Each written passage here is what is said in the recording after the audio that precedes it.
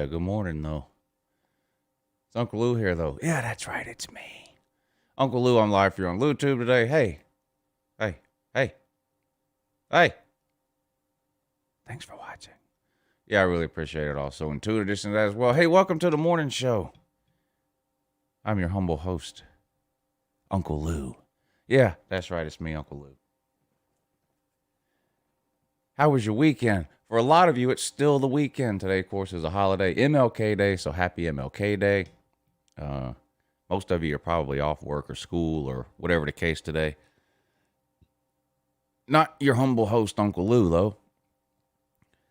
Uncle Lou showed up to work like I was supposed to. Anyway, how you guys doing? Did y'all watch some football this weekend? I watched a little bit. That Cleveland-Kansas City game got interesting at the end, didn't it? I keep saying Kansas City is the funnest team to watch because they remind me of a college football team. And I just like watching Kansas City. I'm not a huge NFL fan, but I love watching Kansas City play. Can you believe they threw the ball on the 4th and 1 to end that game? My God. I don't know, man. Some teams do things like that and it works out and they're geniuses, right? But you do that and it goes wrong. Look at the Georgia-Cincinnati game, right? If they complete that pass, the Cincinnati head coach is a genius and they win the game. Instead, it was incomplete, stopped the clock, saved Georgia 40 seconds, and Georgia ends up getting the ball back and going down kicking a field goal to win. And, you know, the field goal kicker is the hero instead. I can't believe in a playoff game they went for it like that on 4th and 1 and got it. If you didn't watch the game, it was Chiefs had the ball with, I don't know, a minute and 10 seconds left or so, and it was 4th down. They did a thing where they hurry up to the line and the quarterback yells real loud like they're just trying to make the defense jump off sides before they call a timeout when the play clock gets to 1 second or whatever, you know. And they did that, but instead of calling the timeout, you know, before the play clock expired, they actually snapped the ball, threw it out in the flat to Tyreek Hill, and he, you know, ran for a yard or two and fell down, got the first down, game over. A great game, though. Shout out to the Cleveland Browns, man. They've been a punching bag for my entire life and really longer than that. And they're they're a fun team to watch, too. I mean, I can't stand Baker Mayfield, but this ain't the same Cleveland we're used to watching, is it? They're a pretty good team. That was a great game yesterday.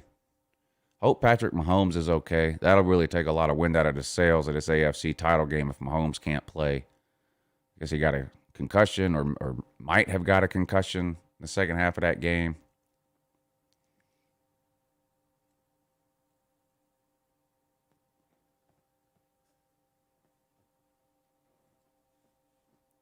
So Bills versus Chiefs coming up in the AFC title game next Sunday. That's the nighttime game. I actually think it comes on at 6:40.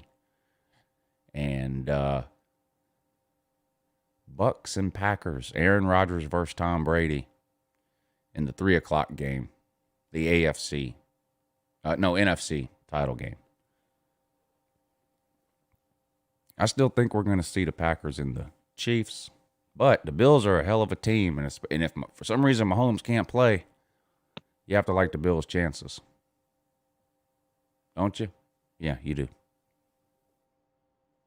You do.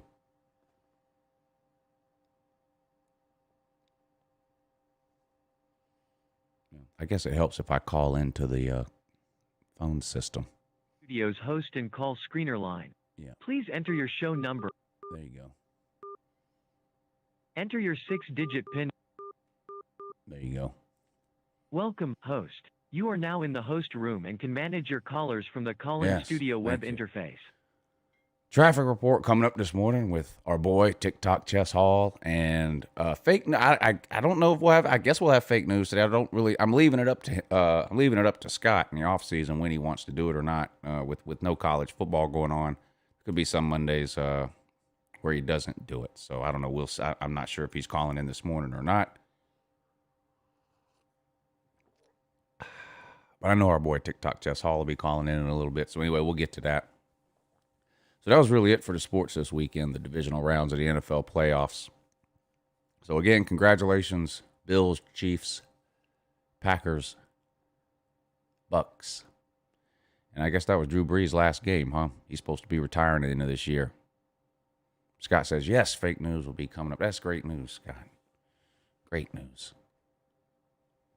Amazing news. I actually have some information on the traffic report today, too, for when Chess Hall comes in. I found some, I don't know if alarming is the right word or disturbing, interesting, curious. I found something that we're going to take a look at this morning, too, on the traffic report. Anyway, what'd y'all do this weekend? Guess what I did this weekend? I obviously didn't upload any videos, but guess what I did this weekend? Guess what UncleLou went ahead and did this weekend? Hold on. Let me put the other camera on. If I can find it. Look what UncleLou went ahead and did this weekend. I finally went and bought the other two shelves and finished hanging up all the shelves in here. And then I ran some LED strip lights behind all the helmets. It looks really good in here now. So I've got both walls now are done with helmets. And they look really good. And I'm able to give you an accurate count now on how many helmets I have. I basically can fit about 39 helmets on each wall if I just stuff them right next to each other. I didn't have to do that yet. So I have about 35 on each wall. I think one wall has 36. So what is that? 70 or so.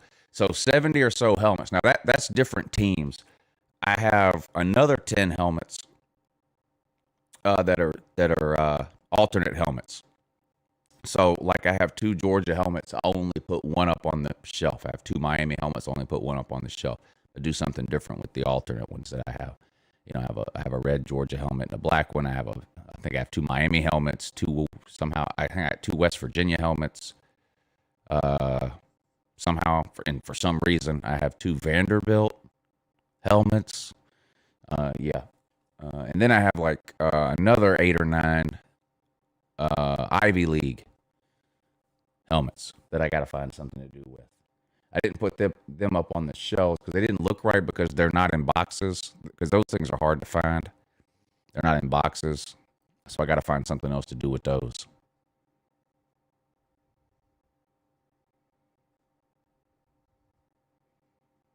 So we'll see.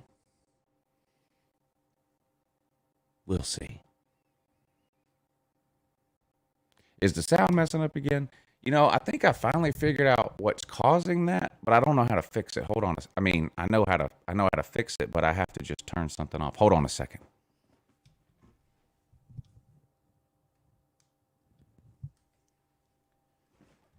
Tell me if that fixed it. Tell me if that fixed the sound. Yeah, okay. So I figured out what's causing it, but now I got to figure out why it's doing that.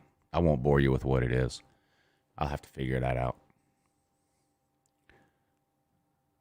I'll have to figure that out.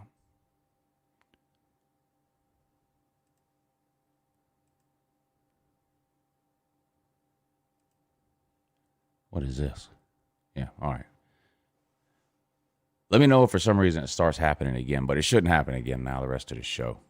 And I'll have to do some YouTubing and try to figure out why. Now that I know what's causing that, figure out why. So anyway, enough of that. What is this? Yeah. So what'd y'all do this weekend? That's what I did. I did some work in here.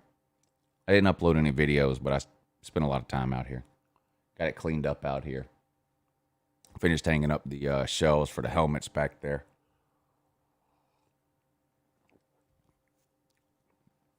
Now that I've got them all up on the wall too, I'm better able to figure out which ones it is I still need. Your shelving is over video. Well, it's over for now. I'm probably gonna have to find.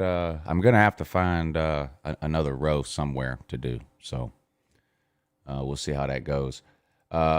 Is Slim Shady in here? Shout out to Slim Shady. Slim, you won the pick the picture, or what? I don't know what we're calling it. It might be that we're not calling it anything, but you won the pick the picture thing on Friday. If you're in here, I don't know that I've seen you in here yet. Maybe he's driving and watching, or maybe he's not watching. I don't know. But anyway, you won, so you get to pick the picture this week that goes up next to the schedule all week long. So if you'll email me whatever picture it is you want to put up there, as long as it's YouTube friendly. It can be a picture of yourself. It can be some kind of funny picture, whatever you want. You won. Congratulations, Slim Shady. And then we'll get Mr. Easterling off of here. Mr. Easterling was last week's winner. You're this week's winner, Slim. So, morning show, Monday, Tuesday, Thursday, Friday at 8 a.m. Uncle Lou After Dark, Tuesday, Thursday, 10 p.m. Lunch Money, 10 p.m. Me and Pete used to do the Lunch Money show Tuesdays and Thursdays at noon, all during the football season. We've changed it to Monday nights at 10. Unfortunately, Pete is not going to be able to do it tonight. I'm going to do it because I don't want to skip a week. I want to start doing it so people know. So I'm going to do it tonight, 10 p.m. One-man band style, which is becoming a theme on this channel. I got to figure out what it is I'm doing wrong to where I can't get people to do a show with me. What do y'all think it is? No, Pete's got something going on. It's not for me to say what it is, but he's got something going on where he can't do it tonight. So, but keep him in your thoughts in that.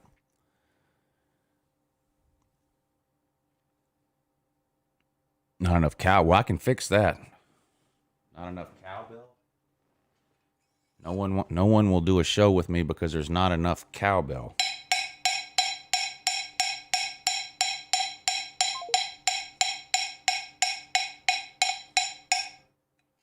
Is that better? Now there's probably people lined up wanting to do the show now.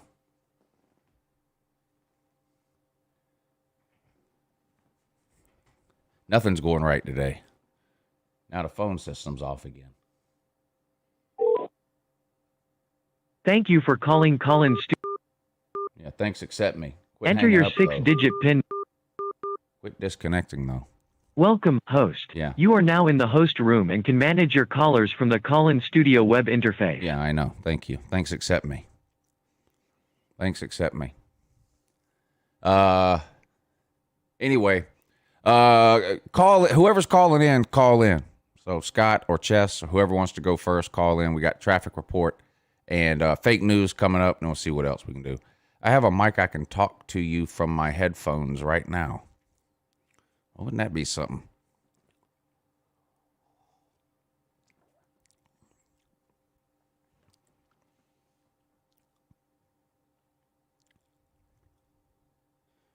Hurricane Zoe is available. No, I'm good.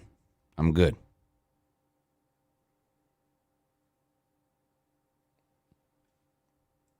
Good right now. Yeah, good morning. You're on with Uncle Lou, though. Hey, Uncle Lou, Scott Kerr. Scott Kerr with the fake news. How was your weekend, sir? It was good. I stayed COVID safe per se. The wife and I got out a little bit, but we kind of on the weekends kind of figure out something special to eat. So we kind of go through recipes. We did the sheep pan nachos, which I will tell you, if you've never done that, that's just exceptional and very easy to do. We actually did that last night here. Did you? Yeah. It's a real easy recipe to do, and it's phenomenal. Yeah. Kids love it and all that. What do you put on yours when you do it at home like that? Well, I get the Tostitos. Okay, I get a pan, Right, and I put out some aluminum foil. Then I put out some paper, parchment paper, and then put out the Tostitos. And then I could brown some really good, like ground sirloin or something like that. Really good ground beef, and then I take all the grease out of that, and then add that on top, and then I add whatever cheese I want, and you put it in the oven for about 400 degrees, 5 minutes, take it out, and then you can add whatever you want, as far as pico de gallo, sour cream. I kind of put that on the side because I like, I've lived in New Mexico for 15 years, so I love the green chili with my nachos as well, and so it just turns out exceptional. It's very easy. I mean, easy peasy to make. And that's basically the same way we do it. That's basically, sometimes we do it with. Sometimes we do it without the hamburger meat. Sometimes we do it with, and then after same thing. Then the cheese and cook that, and then we take it out and put sometimes lettuce or jalapenos on it too. And whatever garnish you want to add. It's right. It's up to you. And then I have found at my grocery store these Memphis ribs, and they come in all encompassed in a plastic package, which you cook in the package. You just slice at the top, a little half-inch slice, throw them in the oven for about an hour and 20 minutes, and they come out the most phenomenal ribs I've ever eaten. They're expensive though. They're in the range of $26 to $28, but I mean it is a full rack of ribs. But I normally get some potato salad or some coleslaw to go along with that too, as well. So yeah, we're just sitting at home getting fat, Uncle Lou. That's basically what we're doing. Yeah, well, you're living the good life, sir. No doubt about that. And what came in this weekend, I'm happy to say, is my Lube Tube T-shirt. Oh, good. Now, I got the old Lube Tube T-shirt, and I got the new logo coming. So, good. I should get that within a week or so. Yeah, great. It's coming from Peking, right? Is that right? Actually, I don't think so. I use Teespring. I think they're an American company. I'm kidding. Oh. Now the shirt itself, whatever shirt they printed on, I'm sure is made in China. China. Yeah. It's Gildan, I think. I don't think Gildan's a Chinese brand. 2 days left. 2 days left for all you QAnoners. I'm still waiting on that storm. Yeah, I heard you talking about that. I didn't know what QAnon was either until you explained it to BVD. So where's BVD at? BVD only wants to do this show 2 days a week. Oh. Well, actually, he didn't want to do it at all. I talked him into doing 2 days a week. So. Wow. Okay. What, do you want to sleep in or something? I don't know. Well, for whatever reason, he would rather do 8 nighttime shows a week for $0 than to do 4 morning shows a week for a lot more than $0. So I don't know. It doesn't make any sense to me, but there's a lot of things I do that don't make any sense to BVD. So. Well, we'll miss him. Okay. I hope he returns soon. Yeah, he'll be on. He's on. I think he's on Tuesday and Friday. I think are the days he's doing now. Oh, okay. All right. Well, I like talking to BVD. Yeah, me too. He gets some of my jokes. Yeah, I know. So. I know. You and BVD are, and Pigskin Pete are great pair. You guys have great conversations. Yeah, so, I don't know. I don't get it. I like that. He says he's not a morning person. I know it's hard. Hey, I want to ask you a question, a personal question. Yeah, sure. And it's just about you being a sports commentator. Have you ever thought about getting into commercial radio and doing this? No. Yeah, I will tell you this, Lou. You would make a lot less money than you would in what you're doing now. But you'd be damn good on the radio. Yeah, I haven't said anything about this because I get approached with a lot of ideas that end up never panning out. But I was approached a couple of weeks ago about something along those lines on a syndicated basis. It's in the preliminary stages, so I'm not going to say much more about it than that. And like I said, there's a lot of things that almost happen and don't for one reason or another. I don't. Well, I'm not doing anything different on YouTube. That sometimes that becomes a problem. No one's telling me what to do, type of thing on YouTube, and I'm not giving up any control of my YouTube, and that sometimes becomes a problem with certain. Not that I would get on the radio and say something I shouldn't say, but I would behave on the radio, but I'm not going to be told then I can't do something on my YouTube channel because then someone complains to the radio about something I said on my YouTube channel. I don't, and I make that clear. And I'm just using that as an example with the radio thing, but I tell everybody that, and that sometimes leaves things not working out. But but we'll see. So I don't know. We'll see about that. Well, radio has to be, in this day and age, you have to be so politically correct. And it wasn't that way when I first started out. And it's become so,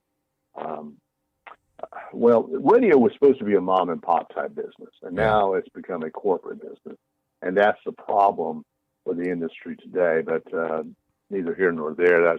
That's another conversation. So, well, and I don't have a problem. I don't have a problem going on the radio and drawing within the lines. I don't have a problem with that. Mm-hmm. I have a problem with somebody at a radio station telling me I can't stumble around this room dressed up like a drunk Alabama fan yelling about beating my wife. You know, I'm not going to have anybody tell me I can't do that. That sometimes becomes a problem. And that would be politically incorrect in the commercial radio industry. Yeah, and I wouldn't do that on the radio, but then somebody who finds me on the radio finds the YouTube channel, then they call the radio station and say, this guy is doing this. And anyway, so, I get approached about a lot of things, and that's how I start every conversation, no matter what someone is offering me or pitching me. I say, I'm open to listen to anything you have to say. But I own my YouTube channel 100%. That's not changing. And I'm doing what I want to do and saying what I want to say on my YouTube channel, period. Even with somebody that wants to sponsor the channel, I'll say, you've obviously seen my channel because you're contacting me. I'm not changing anything I'm doing. So, if this conversation is about to start out with, we want you to do this, this, and this, but you can't do this anymore, then the answer is no. And that sometimes is the end of the conversation right away. Understandable. Understandable. I mean, you built this from the ground up. You've been doing this for 7 years. Is that right? Yeah, 7 years. Yeah, and the first time I ever saw you was your rant against Georgia when we lost that game to Florida, and Mark Richt was still the coach. And I thought, this guy is so right on. This is the funniest video I've ever seen in my life, because you get right in the face of the camera and all that, and I became a fan ever since. Yeah. I did send you an idea about podcasting, and again, just savor on it. And because I remember you said something about you might look into podcasting. I need to do. People ask me about that all the time. I need to do that. The problem is, it seems like I know what I'm doing here on YouTube, and I kind of do, but only because I've put an ungodly amount of hours into trying to figure it out. And like even now, the sound problem this morning when the show started, I know what's causing it, but I don't know why, and it's just a whole. So I'm not that smart about this stuff. So the idea of starting a podcast gives me anxiety because I have no clue about it. I have no. I've been approached in the past about that too, where people are offering to take what I do off of YouTube, turn it into an MP3, and upload it as a podcast. But then they want me to stop playing music because you can't do that on the podcast. And anyway, it just gets overwhelming, so I end up walking away. But I need to figure something out. Yeah. Well, my company does that kind of work, and they would kind of hold your hand and guide you through it if you want to. And normally we look for 45-minute podcasts, I think one a week. Yeah. And what they do is they share the revenue. We go out and find the advertisers and share the revenue pretty hefty towards you. I need to look into that. And the off season is a good time for me I have a lot more. Most of the offers I get about anything are during the season because that's when the most amount of people are watching. And I don't have time during the season I'm busy during the season, and in the off season I have a lot more time to look into those kinds of things. So I'm gonna look into that. Yeah. Yeah. Okay. Well, I mean, you know what, like you say, you built your own, you built your own group, you built your own fan base. You've done a phenomenal job in doing just that. You are a great sports analyst. I think that, you're probably one of the better sports commentators on the YouTube out there, especially for the Southeast Conference, and especially being a Georgia homer. You provide great content, and as many times as you do your show during the week, I think you'd be exhausted by the weekend. I'm like going, wow, how does he do it? Yeah. Because you do 4 hours here. Then you do 4 hours again in the morning. Then you do UncleLou After Dark. And then you were doing weekend shows. And then you're doing videos in between that. It's like, wow, when does he ever stop? One last question, and I'll leave you alone. I heard you say that you redecorated your man cave, so to speak. Did you put up the Herschel Walker jersey on the wall? No. No. As soon as somebody made a troll account called Uncle Lou's Herschel Walker jersey on the floor, I went ahead and decided right then, well, I guess I'm leaving that thing on the floor for a while. I actually do have a plan for that Herschel Walker jersey, but I've got there's a couple of things I have to rearrange in here, but it is going up on the wall here at some point. I was just wondering, because when you started talking about it, I thought, oh, he's going to show us the Herschel Walker jersey on the wall. No. Wow. Not yet. All right. Well, listen, I won't bore you anymore. We'll get started with LouTube fake news. And here it is. The news fit to be only on the UncleLou channel. Urban Meyer takes the coaching job with the NFL team, the Jacksonville Jaguars. His lucrative contract calls for him to have on the sidelines an emergency room full surgical tent, a team of brain and heart surgeons, nurses, a chiropractor, a dermatologist, a podiatrist, an ophthalmologist, a dentist, a veterinarian, a massage therapist, a hypnosis specialist, a pedicurist, a taxidermist, a witch and a warlock, the Mandalorian, and a motivational speaker, Tony Robbins, to whisper in his ear every half hour, the past is not always the future. In a press conference, Urban Meyer sobbed for about 30 minutes, and most of the press left. Finally, he stated that NBC Sports didn't want to give him enough money for sportscasting, so he took his ball to Jacksonville. Someone in the room yelled, well, who gives a shit? Well, that someone was me, and Urban quickly left off the stage and crying again and holding his chest. Now, here's a fake news press release received from the University of Alabama to the LouTube newsroom, and I'm going to read it verbatim. For Clemson Tide fans this year, the University of Alabama wants to thank you for the fanatical way you handled yourselves and your narcissistic nature. The college would like to send you a small jar that holds the bowel gas from Coach Bear Bryant. That's right. You'll have the chance to smell the gas that passed from the ass of Coach Bryant. A fart in a jar from Old Bear. These jars have been in storage for 40 years, so it's vintage ass gas. You can buy online right now at oldbearass.eu. And if you order now, you also receive boogers from the nose of Nick Saban.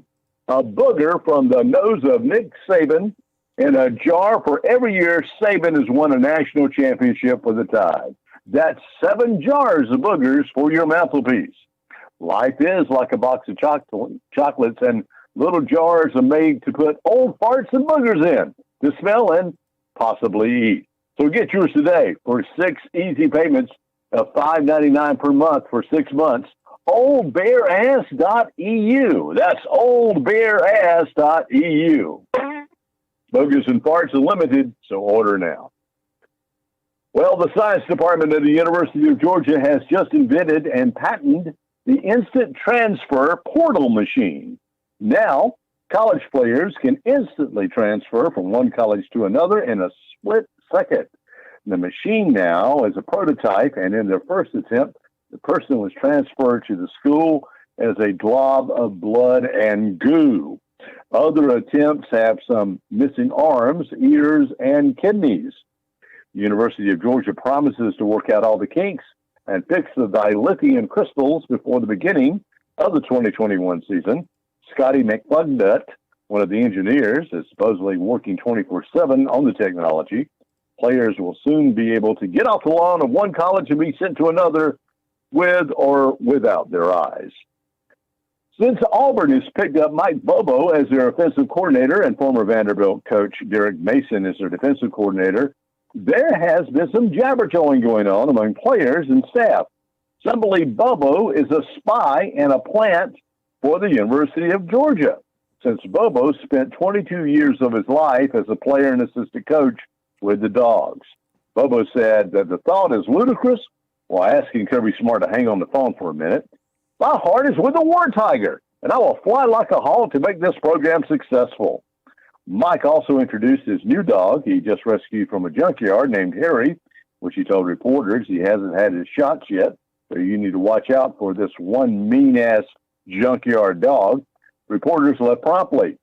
From a window, this LouTube reporter hung around and observed Bobo marching around while the fight song of the University of Georgia was playing in his office. We also overheard him say on the phone, "Kirby, where's my karaoke machine you promised?" More details on this story as we make them up.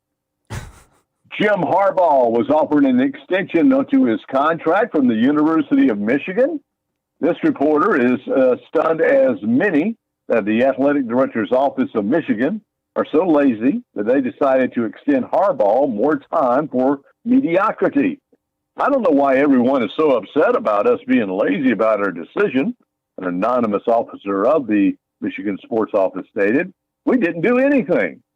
Harbaugh, who had already sold his playbook back to the college bookstore, hopes he doesn't have to pay the premium price to get his war-torn book back, and plans to use the same plan he's used his entire career every day, which is tolerable, inferior, second-rate, uninspired, undistinguished, unexceptional, unexciting, unremarkable, run-of-the-mill, not very good coaching.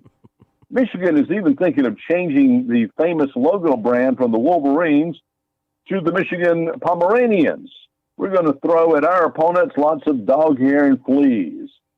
With all the transfers out of the program, Harbaugh only has the college custodian, the ecstasy dealer on campus, and a student who's a master of Madden football and Xbox as his team members. Harbaugh stated he is using Craigslist, MySpace, and Tinder to find new recruits for the team. And LouTube Fake News is being brought to you by Stretchy Armstrong's Billiards Emporium, Toenail Clippings, and Daycare. Shoot a game of pool while having those fungus-infected toenails clipped. And bring in the little children, who only need to be shielded from the shrapnel of toenail clippings. Sure, we put baby in the corner, and she or he will be fine. A little dose of cough medicine and a sippy cup of natural light will put them right out. Find our 50% discount for your toenail clipping in Emmanuel County's Most Wanted magazine. Stretchy Armstrong's Billiards Emporium, Toenail Clippings, and Daycare in Swainsboro, Georgia, right beside the Maryland Fried Chicken on South Main Street. And, of course, Hell's Angels Bar in Goose Creek for a happy hour appetizer, which happy hours, any hour they're open.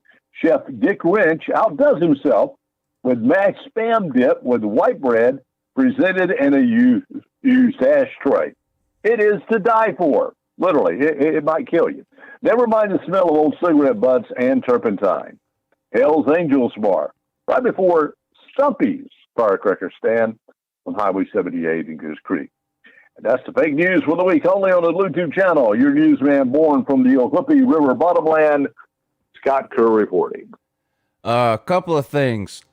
I'm very excited to learn that we now have our second fake news invention. We've had the mind reading machine. Now we have the instant portal machine too. Yeah, the instant transfer portal. Yeah, that's great. And what was the guy's name? What something Wrench? What was it? Oh, Chef Dick Wrench. That's the president and the chef at Big Dick Wrench. Yeah, he's the chef and president of Hell's Angels Bar. Oh my God! I was going to tell you a story behind that. There was a buddy of mine that worked in Savannah radio, and he worked on a rock station, and his real name was Dan Von Genoff. Hopefully it's not going to hurt for me to say his real name, but he used on the air Dick Wrench. So my God, a lot of this stuff is inspired from old past stories in this industry. So anyway, all right, Scott, we appreciate it, buddy. Absolutely, thank you, Lou. Have a good week, and we will talk to you Monday. Sounds good, buddy. Thanks. All right, then. Right. Bye-bye. Scott Kerr, the fake news, might be. I'd have to sit down and think maybe, but off the top of my head, I think the fake news might be my favorite segment we've done on this show, outside of some of the big things like YouTube's Got Talent and stuff like that. But that guy's a genius. And to be able to do that every week is something too. So thank you, Scott Kerr, for the fake news. YouTube's fake news. Hell's Angels Bar in Goose Creek.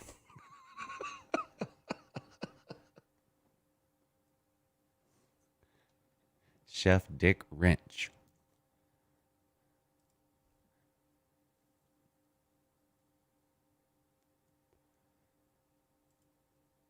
Guess it's traffic report time now. I think Chess is on the line. I'm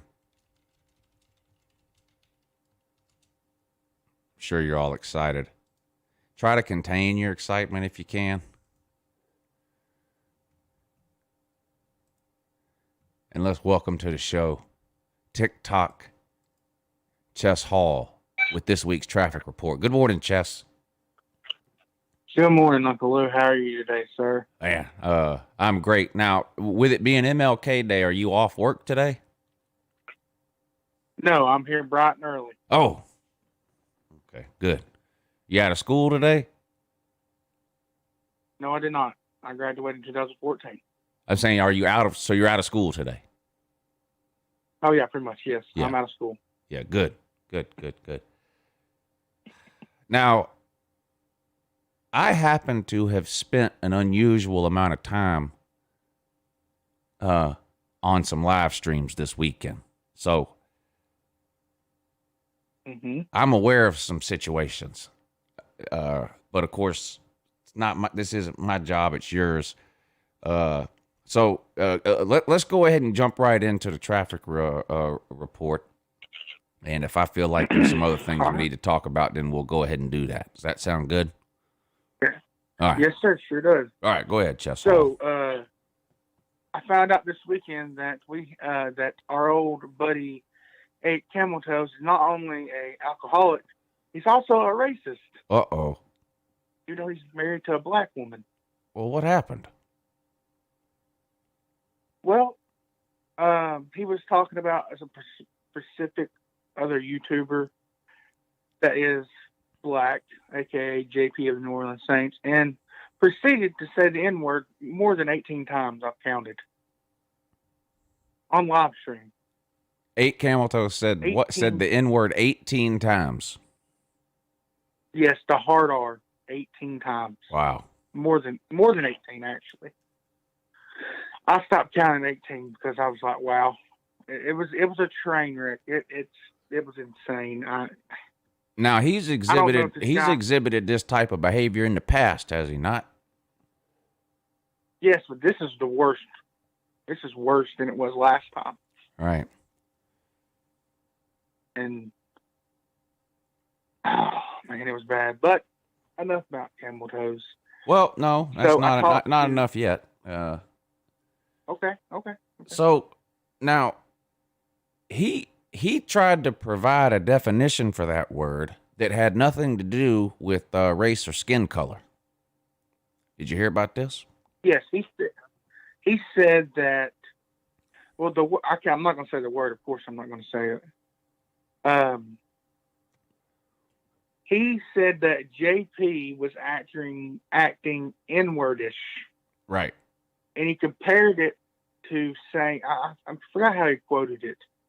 He basically said that word has nothing to do with skin color or race, or that it's just a synonym for someone who's lazy. Pretty much. That's basically what he said. Yeah. He said that's what it was. If you looked it up in the dictionary, that's what it was. Yeah. And now the next day, I clicked on that video and saw that there was a comment on that video. And I happened to read the comment. And the comment was by, do you remember that guy who used to do this show with me called BVD? Oh, yeah, totally. Yeah.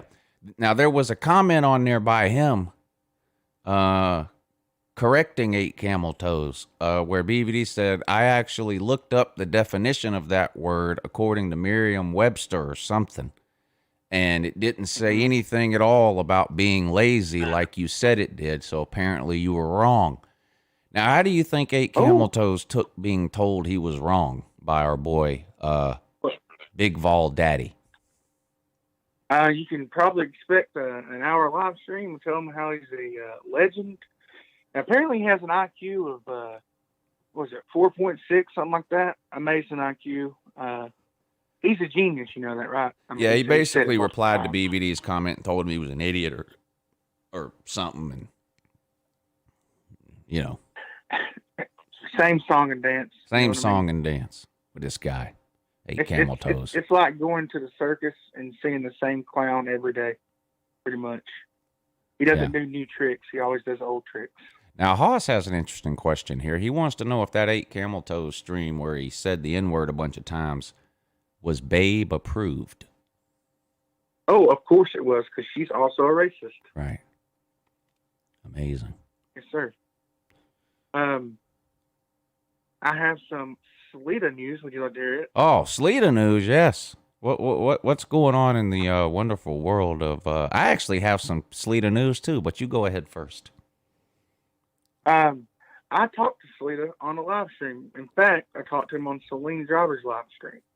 Like in the comment section or on StreamYard? No, on the StreamYard. Oh, how'd that go?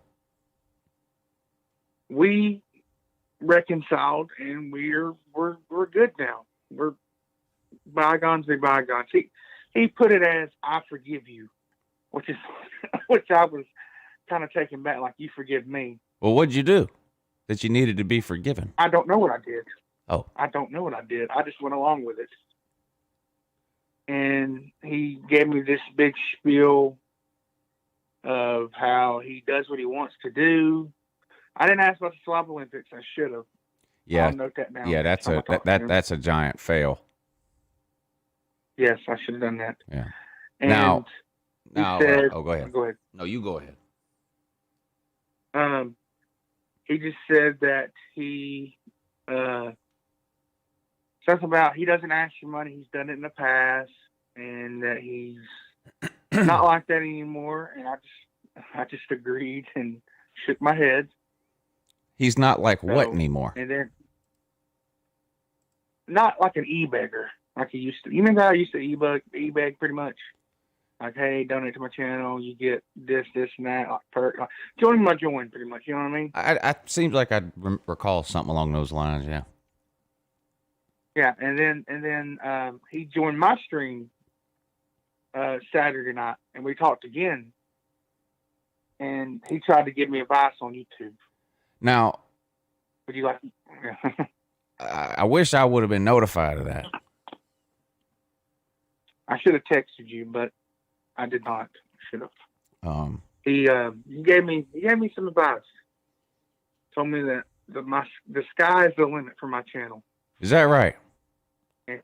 Yes, and he asked me about his live streams.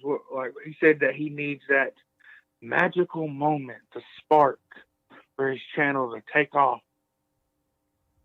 And I flat out told him that. Well, he's been doing it for 12 years, so that magical moment should be right around the corner. Oh yeah, totally, definitely should. And I gave him advice too. I said, you do your Falcons videos or live streams. I say, when the Falcons are down and losing, you get more people in there. Maybe you should amp it up a little bit, get mad, show your true passion for the game. And he had no idea what I was talking about. You get what I mean? You know how when you you let it out. The problem is YouTube's success is about 50% personality, 45% hard work. How many percent does that leave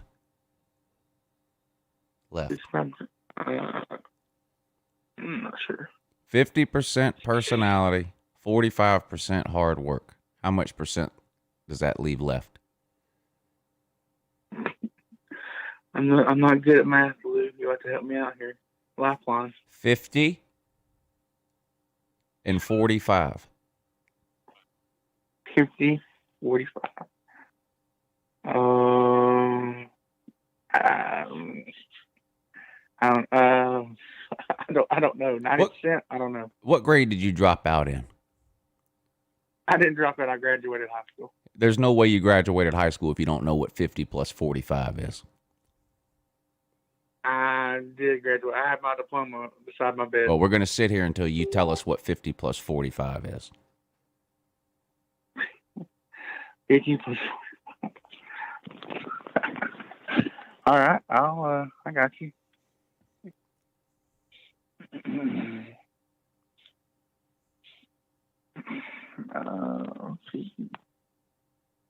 I know this is embarrassing. Yeah, it really is. Oh, 95. Okay. 95. So how many percent does that leave?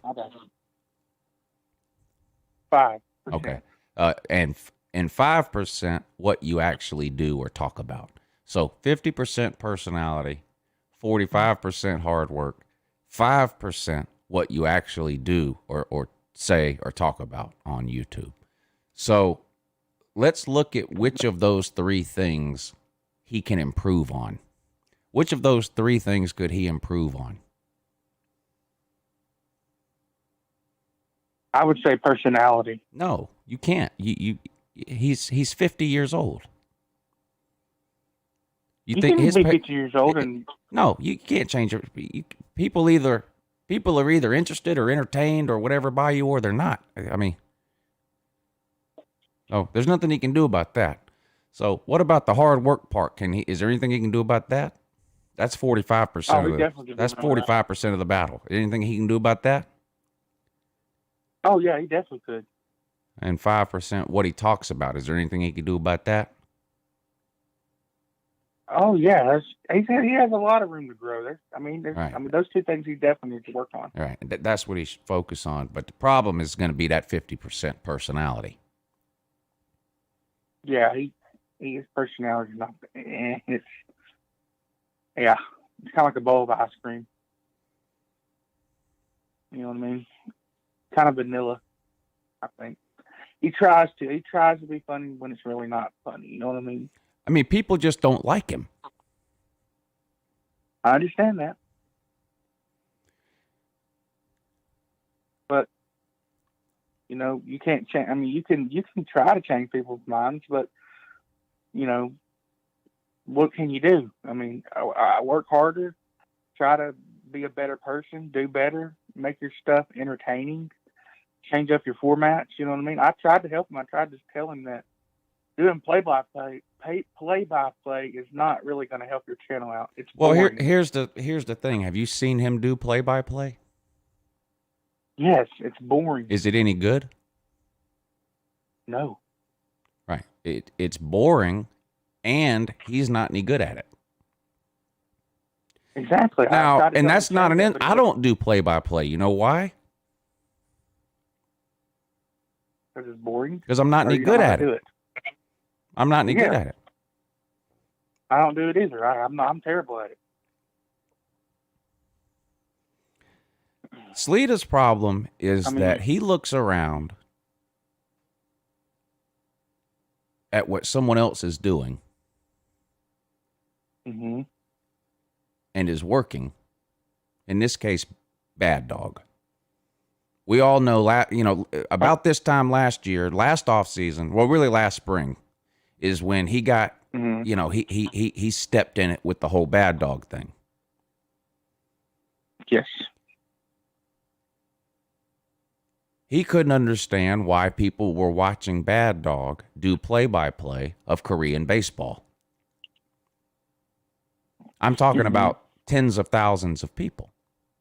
He couldn't understand that. Yeah. Remember? Yeah, it's not hard to understand. Right. Now, some of those people that were watching Bad Dogs, some of those people that were getting up at 5 a.m. to watch Bad Dog do play-by-play of Korean baseball, some of those people were getting up and watching that because they were legitimately interested in Korean baseball. Most of the people were watching that. Why? Because it's Bad Dog. Because it's Bad Dog. Exactly. And he couldn't figure it out. In fact, he got pissed off about it. I know, I remember. And Bad Dog went off on him on a live stream. We were there. I was there. So now he does play-by-play of the NFL, a sport that's much more popular than Korean baseball. And he can't figure out why no one will watch. And in his mind, in his mind, Bad Dog does play-by-play and tens of thousands of people watch. So if he does play-by-play, tens of thousands of people should watch him too. And he can't figure out why they don't. Now, I know why they don't. Do you? Because he's not Bad Dog. And it's right. It's the 50%. Exactly. There's nothing he can do about it. People don't like him. Good at play-by-play. Yeah, if you're not good at play-by-play, it's the 50%. It's his personality. People don't like it, and then it's the 5%. It's what he's doing. He's not any good at it. Yeah. Now there's nothing he can do about the 50%, but there is something he could do about that 5%. And this gets back to what you said in the beginning. He should stop doing play-by-play. Yell and scream, like you said. I don't do play-by-play. I run around here and break shit because I can't do play-by-play. Exactly. I'm not any good at it. I can't either. But this isn't how his mind works. See, if he sees somebody doing something and it works, and he does it and it doesn't work, it's everyone else's fault. It's our fault. Because we didn't watch him when the season started. Remember? Yeah. Oh, we would say hi to him in the off season, but when the season started, we weren't on every one of his live streams. So it's our fault. We didn't support him enough. Remember? Yeah. And some people are that way. Everything is someone else's fault. And people like that have a low ceiling, Chess. Yeah, he's an enabler. People like that have a low ceiling.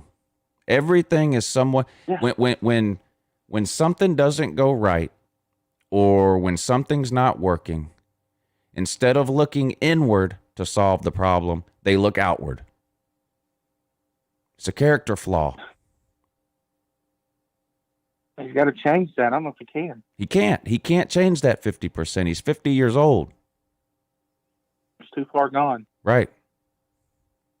And I tried to tell him to cut the play, and he said, I'm gonna do what I got to do. It's my, you know how he is. What's the number one reason I'll do what I people want. watch him at all? I don't even know. To troll him. I have no idea. To troll him. Yeah, pretty much. And what's the first thing he does the first time you go over there and troll him? What does he do right away? Blocks you. Blocks you.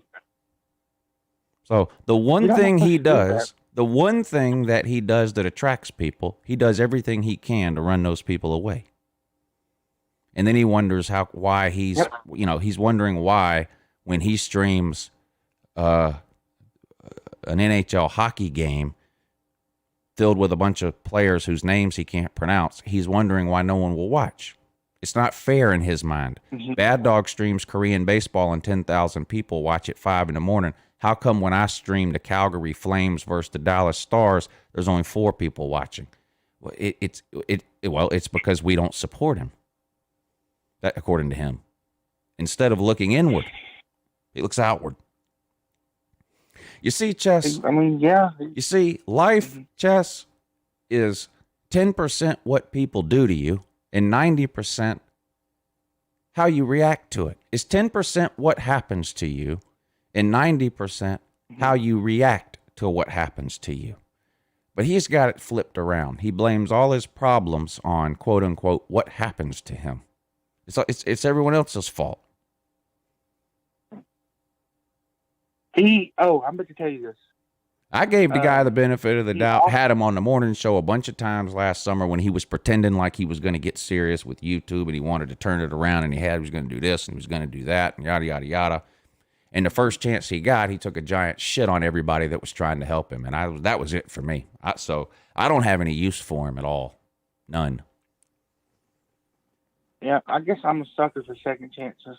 I don't know why. Now, that's how I am. But you say second chances, but you have to understand I've been dealing with this guy since 2013. Yeah, I know. So now I also talked to Sleeta this weekend. Oh, okay. Yeah. I went on his show. Cool. Well, it's not a show. I don't know if he needs watch hours or what, but he did a couple of streams called Come Hang Out and Listen to Music or something. You know what I'm talking about? Oh, yeah, I saw. Yeah. And he posted a StreamYard link. Now, I'm sure you know this. You study Sleeta like it's your job, which technically it is.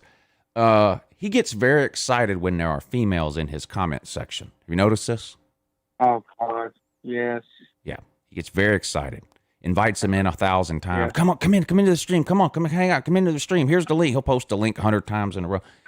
You go to his live streams, most of the comments are him posting his StreamYard link. So anyway, he gets very excited. Now, he would never let UncleLou in. You know what I mean? That would never happen. Yeah. I can't even comment on his channel, so he would never let UncleLou in. But if there was a girl commenting in his comment section, now he would let them in, wouldn't he? Oh, yeah. Yeah. Yeah. Oh, in a heartbeat. Right. And he has a rule to get into his StreamYard. What do you have to do? Turn your camera on. You got to turn your camera on. He can't have no trolls in his StreamYard. You got to turn your camera on before he'll let you into his stream. He'll keep you in that back room if you don't turn your camera on. Turn your camera on. Because he just, Yep. Right. But he gets so excited if he thinks a girl is watching him that all that goes out the window. Oh, my God. There's a girl in the back room. They put her on immediately. He gets all excited. Oh, my God. Look, hey, Fizz. Oh, my God. Look who's coming in. And then it was UncleLou. Oh, you know what I mean? Oh, man. Yeah. Oh, God. Yeah. And then it was UncleLou. And now I wasn't in for very long because I only got one sentence out, but I made it count, Chess. I didn't diddle around like you did. I went straight to the point. I went straight to the point and asked him what you failed to ask him. Why is he going to swap liver? Yes. What did he say? He said, "Oh my God, really, Lou?" And click, you're blocked from this StreamYard. And that was that. Oh my. Yeah. You know? Shameful. You know what I mean? Shameful. Yeah. Yep. That's help the guy out. And he says, "Screw you," pretty much. Yeah. That's not a good friend. I even sat in his car. You know? You sat in his car? Yeah, when he came over, I invited him. I invited a guy over to my house. The guy did a stream from here. I know. The guy came over here and did a stream from my garage, for God's sakes. You didn't help him, remember? He said And then 2 months later, he took a shit on me because I wasn't commenting enough on his live streams. That was literally that was it. With David, it's like... He wrote us all off. He wrote us all off, made a 20-minute video cussing us all out because we weren't commenting enough on his live videos once the football season started. Now, keep in mind, like I mentioned before, the live streams he was talking about was him doing play-by-play of the Atlanta Falcons. I'm not watching that. I don't watch the Atlanta Falcons on TV. What I don't have. Ain't got no interest in it. You know. But he got besides himself. So anyway, what else is on the traffic report? Also, did you know Ballard never cuts his hair? Thank you for bringing that up. Oh, you're welcome. I actually did know that, but only last night did I realize how big of an issue this is. It's bad. So tell us the story on this. What is this about? He doesn't cut his hair. Well, Ballard's first video, he's clean cut, looking all sharp and everything, looking good because he showed his first video on the live stream. Touch his camera on, dude's got the Wolverine hair going on. Now I'm gonna put. You're like, what are you doing, Ballard? This is the first YouTube video Ballard ever made. Here you go. Now look, you can see him, right? Can you see? Of course. Yeah, you can see him. There's lights turned on. He brushed his teeth and blew his nose before he went on camera.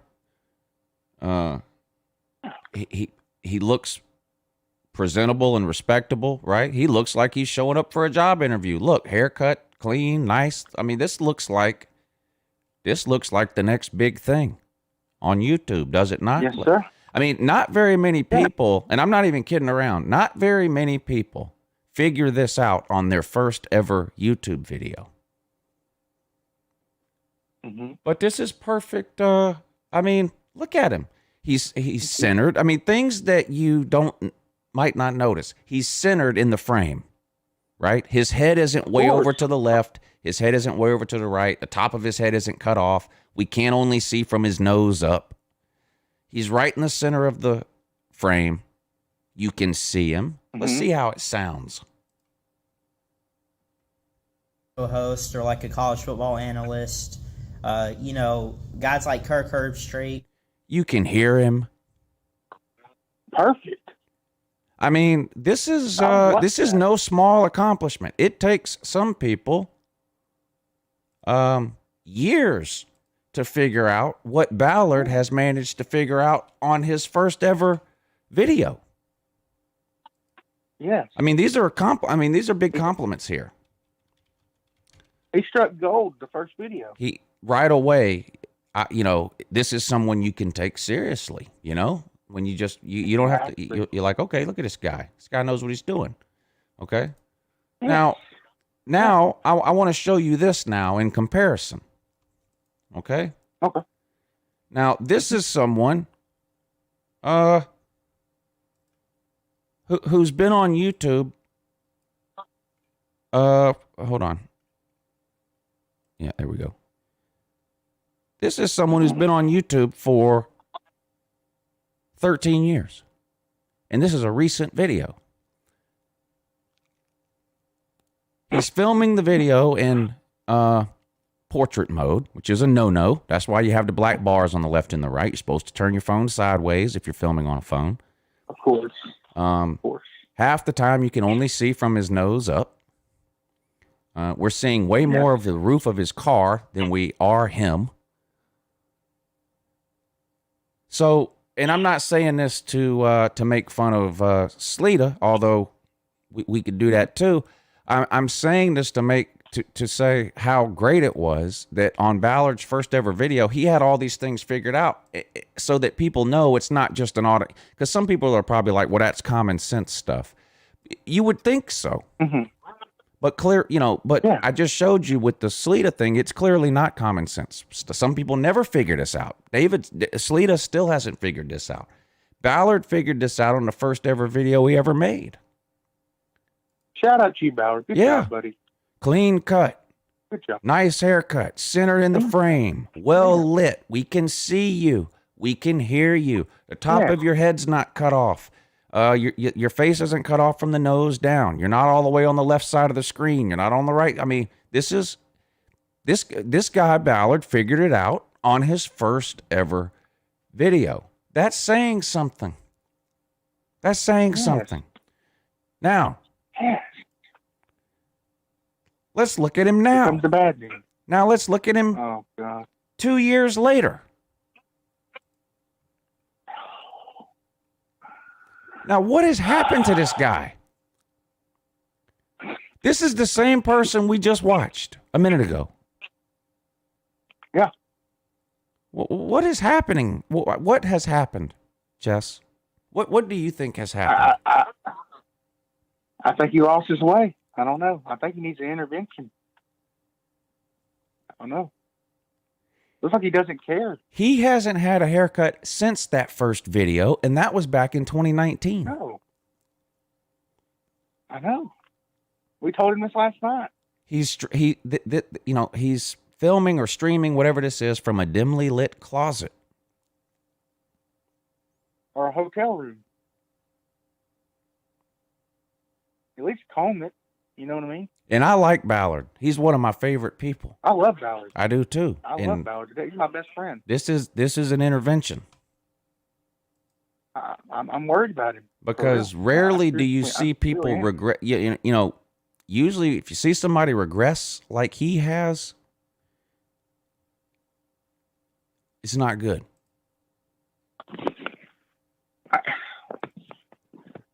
I love Ballard to death. I do. He's my best friend. I text him every day. He calls me. We're good friends. I mean, I like Ballard so much. I've been trying to do a show with Ballard on his channel. On his channel. You haven't even offered me a show, but you offered him one. Come on, Ballard. What are you doing? And I think he's finally taken me up on it, by the way. Well, but I'm considering laying down a list of demands. Hey, you got to do what you got to do. He's even got a day and a time and all that he wants to do the show on his channel with me and him. So that's good because it's taken him 6 months to get to that point. But I'm thinking about laying down a list of demands. I would.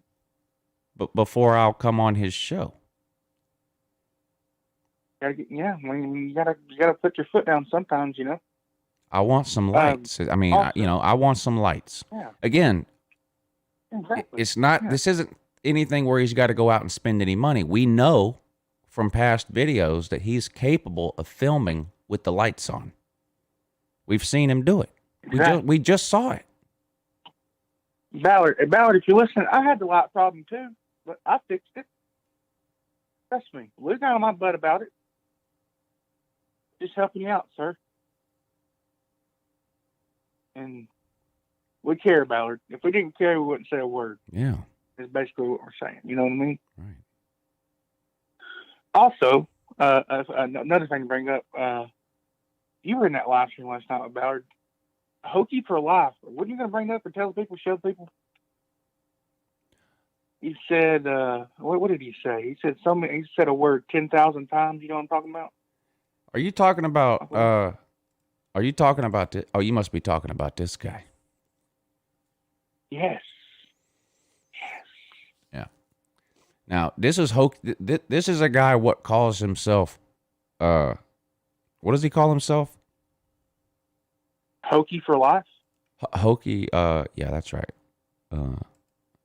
Hokey for life. Now, the title of this video, as you can clearly see, is saying UMBC 10,000 times.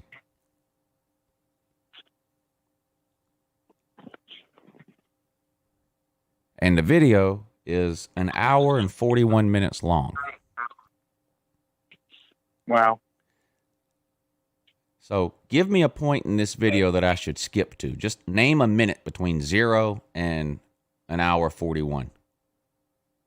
Go to 50. 50. I say 50. 50. All right. Let's see what he's talking about.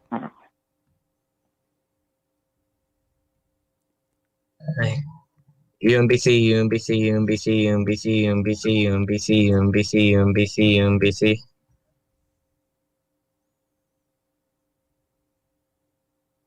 UMBC, UMBC, UMBC, UMBC, UMBC, UMBC, UMBC, UMBC. Chess, can you do me a favor? Sure can. Name another minute between 0 and 141.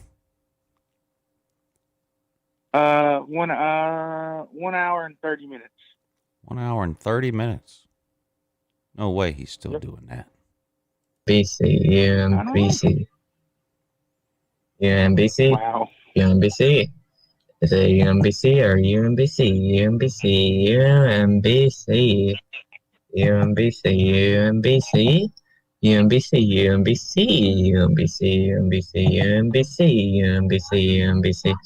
UMBC, UMBC, UMBC, UMBC, UMBC, UMBC, UMBC, UMBC, UMBC, UMBC, UMBC, UMBC, UMBC, UMBC, AK UMBC, UMBC, UMBC, UMBC, UMBC, UMBC, UMBC, UMBC, UMBC, UMBC, UMBC, UMBC, UMBC. Wow. That's dedication right there.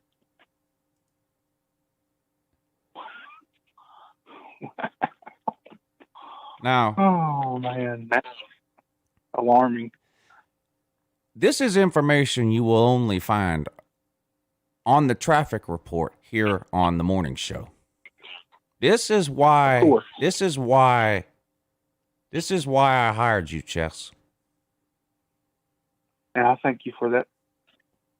This is the content we're here for. Yes.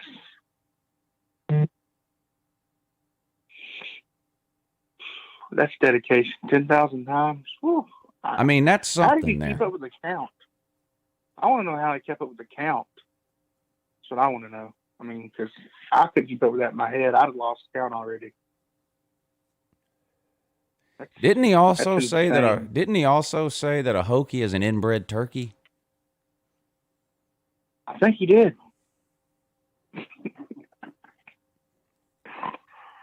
Oh, man. Yeah.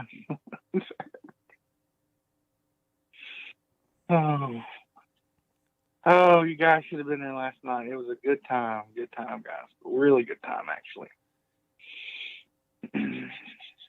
So you're one man banding it tonight on your show? UncleLou? Yeah, Pete can't do it tonight, which is unfortunate because it's the first one. So are you going to be tuned in? I thought about going live tonight, but I may tune in. I don't know. Okay. You know, I'll always pop over and hit the thumbs up button, though. Like I'm supposed to. You know what I mean? Yeah. But I hope it works out for you. It's a really good idea. I mean, do you have any, like, are you going to have call-ins, or, I mean, you're just going to, It's going to be a mixture of the other stuff that me and Pete already do. So it'll be like the morning show in some ways. There will be some call-ins.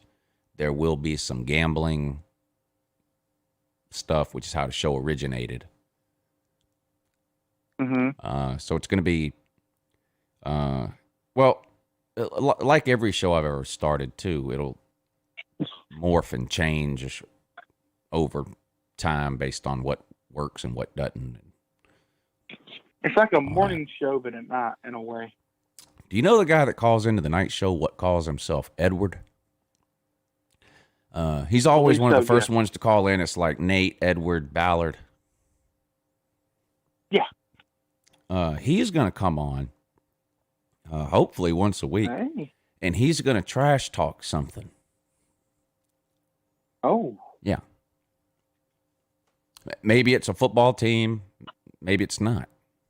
Maybe it's whatever. It's whatever we tell him. And he's just going to trash talk it for 5 or 10 minutes.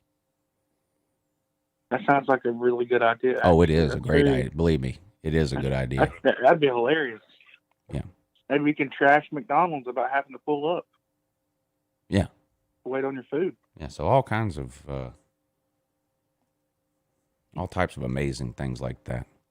Might even do some fan versus fan stuff on there.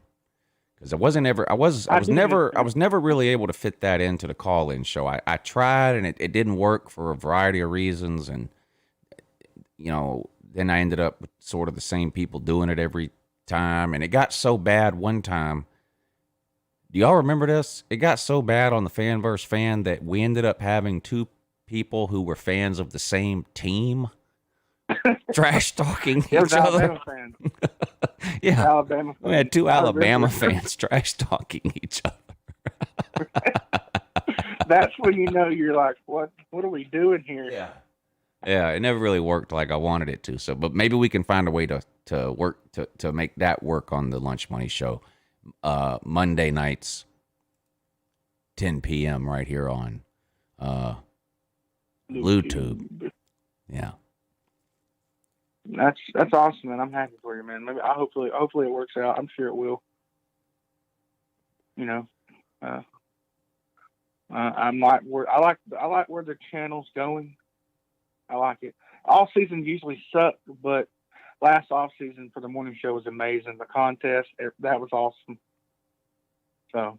The morning show is going to be great. Yeah, we're still doing the Tinder BVD thing. That starts in February. Oh yeah, that's going to be. Oh man, I hope that is it Colby that's helping y'all? Yeah, it might start before February. It depends. The account is pretty much up in running. Colby and BVD were supposed to talk this weekend to work things out. Like, there was some information Colby needed from BVD, I guess, to complete the profile or whatever, height, weight, birthday, what, BVD was supposed to send him a couple of pictures to use. Do you think that happened?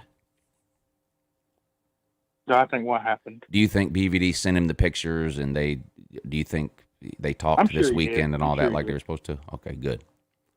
Yeah, I'm sure they did. Yeah.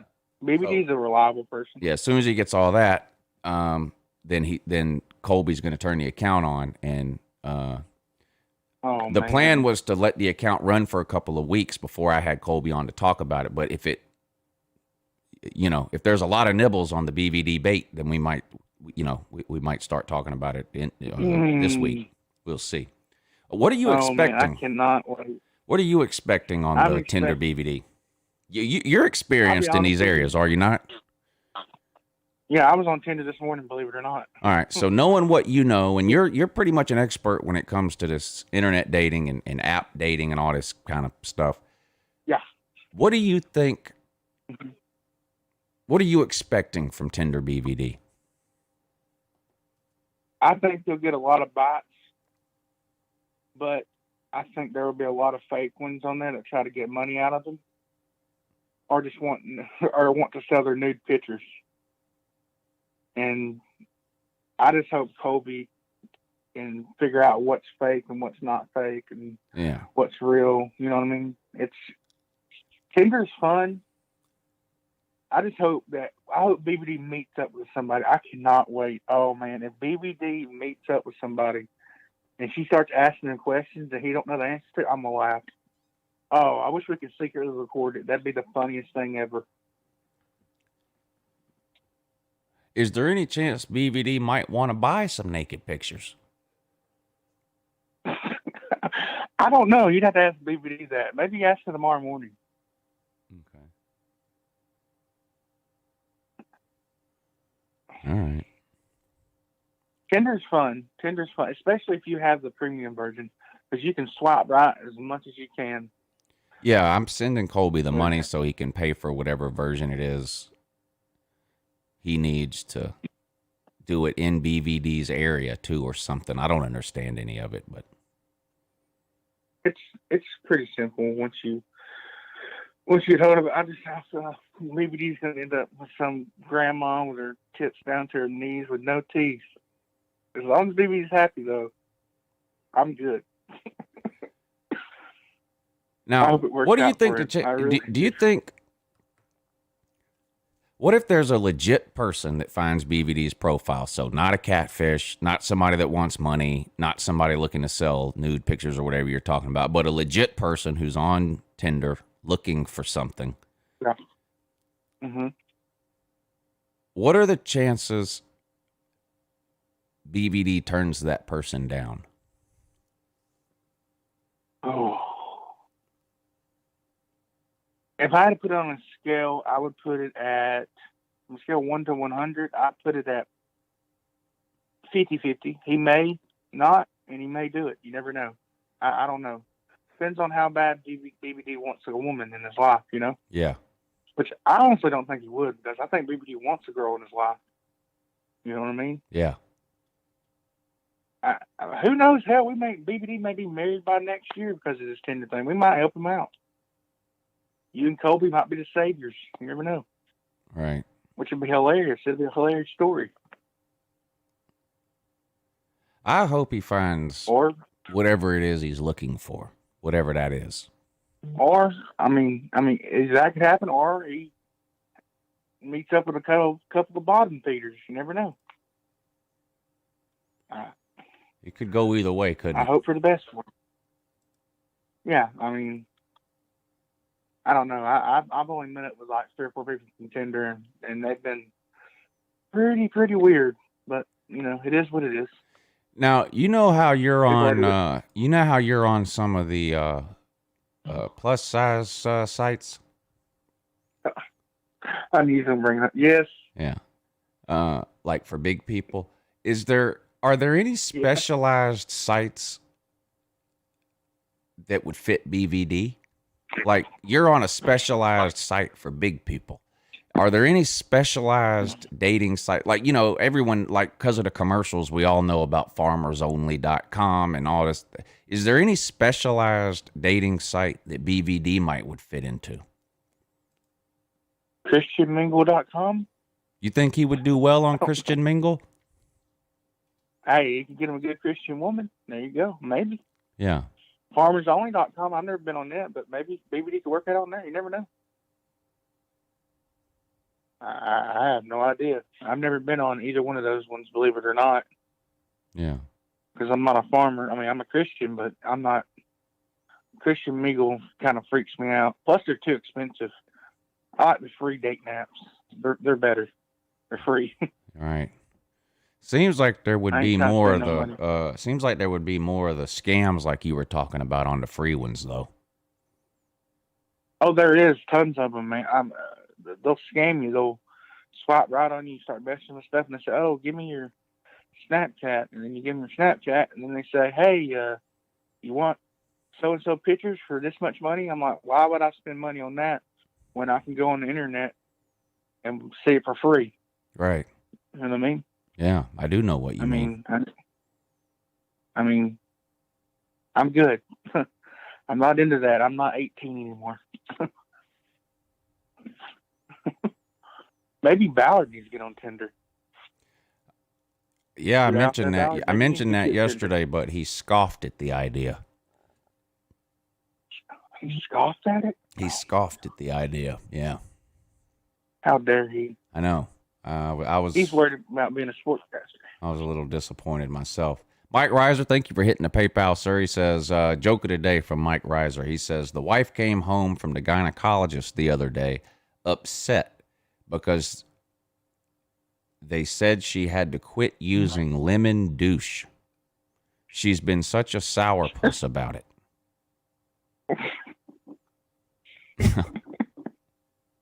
Lemon douche. Thank you for hitting the PayPal link. Mr. Reiser with the joke of the I day. love Mike. He's hilarious. Yeah. He's good people, as it were. Of course. All right, Chess. Anything else on the traffic report today? No, but if you guys want to help me out, come subscribe to my channel, TikTok Chess Hall.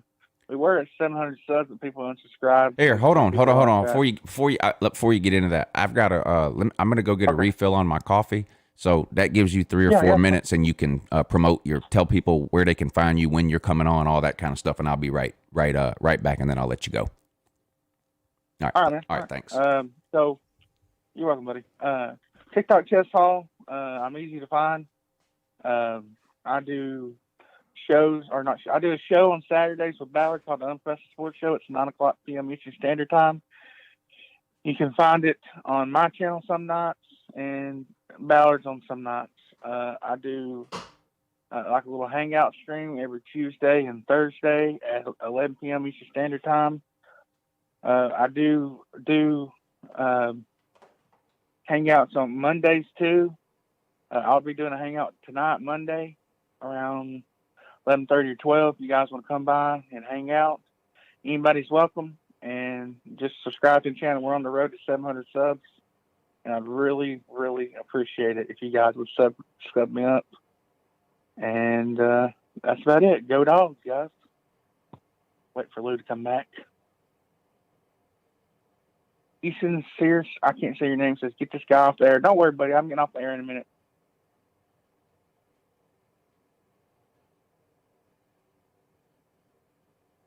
What's up, George? How you doing, George? Nice to see you, buddy. It's TikTok Chess Hall. Their greatness. I'll put my channel link in a thing. If Lou don't mind, I'll do it. Ethan Sarcer says he's a Florida man, Lou. Yes, I did go to Snowball. I graduated from there.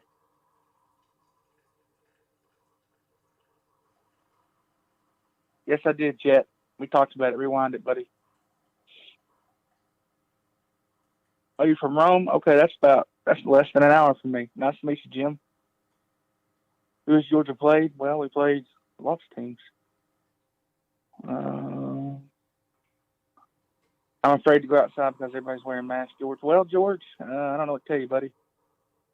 Chess Hall's hidden torture chamber, which previously known as Jeff Webster's. The kids are screaming. Oh, well, tell them to shut up. What's up, Keith Shelley? How you doing, buddy? Okay, I'm back, Chess. I love that. Did you right, tell everybody where you're going to be, when and where, and all that? All right. Yes, sir. I'm going to get off here. Thank you, Lou. Good luck tonight, buddy. Okay? All right. Thanks for coming on, buddy. All right. See you. All right. Bye. Chess Hall, this week's traffic report. That was a good one. Thank you, Chess.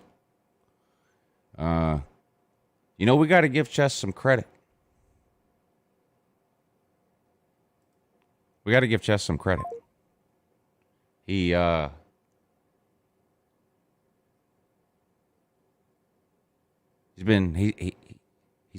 been showing up on time. I think Chess Hall has turned over a new leaf. I'm gonna have to give Chess Hall a raise.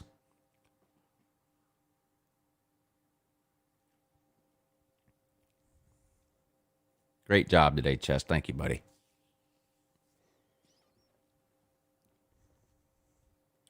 Can Chess Hall? Yeah, Chess. Oh, well, I don't know. Let me see. I'll put it in there. I don't know if he can or not. Sometimes YouTube's funny about who they let put the links in there. Let me see. TikTok Chess Hall. Here we go.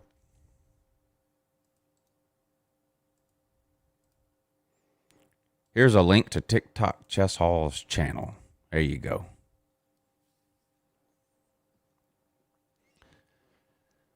Who's in here today? Let's see. Jim Collins, what's up, buddy? Will Thorogood, Volusia Orange, Ballard, Keith Shelley, Kevin Dog, Arkansas fan. Chess Hall's hidden torture chamber is here. He says, the kids are starving. Quit eating all the food. George is here. Silent Chaos. Sea Dog Morgan. Appreciate y'all tuning in. Ballard is here. 4th and goal, though, with UncleLou and Ballard. Sounds good to me, Ballard. I don't want any input or decision-making ability. I just want to know what time and what day, and I just want to show up and do it. Everything is up to you. Bama Mike, thank you for hitting the super chat, sir. Here's some off-season change. I stacked nickels in the off-season, Bama Mike, so I appreciate that, buddy.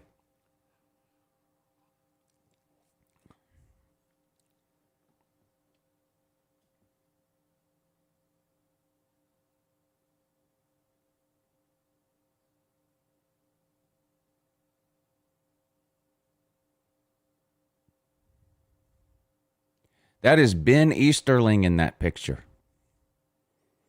I'm not sure of the female's name. It's either his, I don't know whether that's his wife or girl. I'm assuming wife or girlfriend, but I don't know who that is. Every Friday, we pick a winner. And that winner gets to choose whatever picture they want up next to the schedule for the whole next week. And Mr. Easterling here actually won 2 weeks ago. Slim Shady is the current winner. I still haven't seen him in here today. Is he in here? Slim is the current winner, but he's got to send me the whatever picture he wants to put up for this week. But we do that on Friday. We pick the winner on Friday, and then their picture goes up all next week next to the schedule.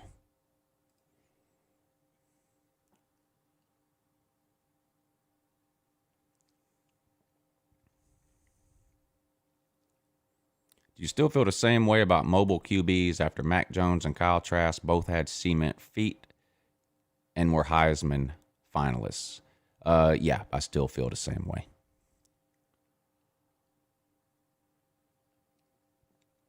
Not dual threat QBs, but like you said, mobile. Yeah, I still think it's a huge advantage.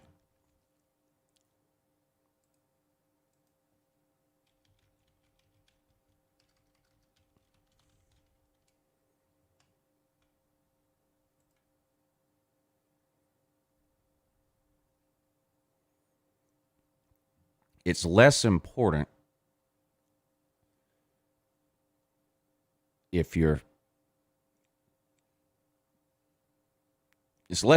if you're throwing for, 4,000 yards.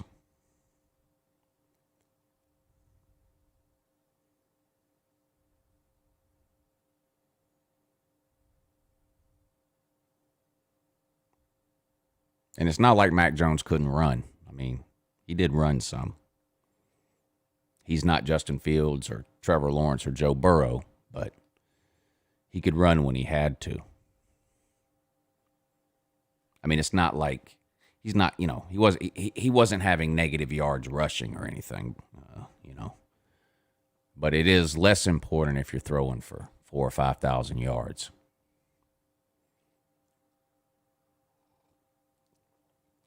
If you're throwing for 2,700 yards and you also can't run, that's more of a problem.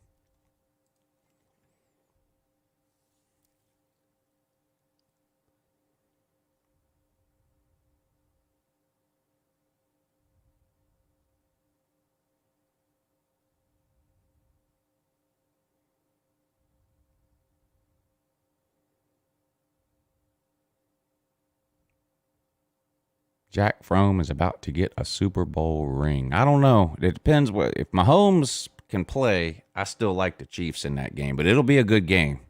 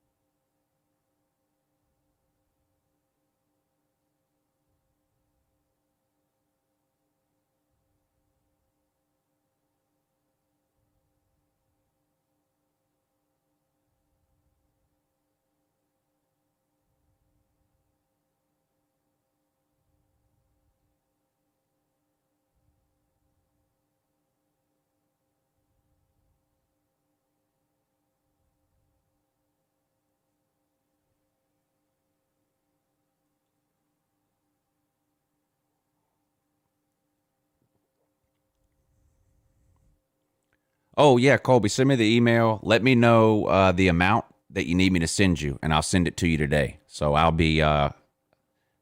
wait on your email. Email me whatever info or details I need to know, and then make sure you include your PayPal and how much I need to send you to cover the cost of that, and I'll send it to you today.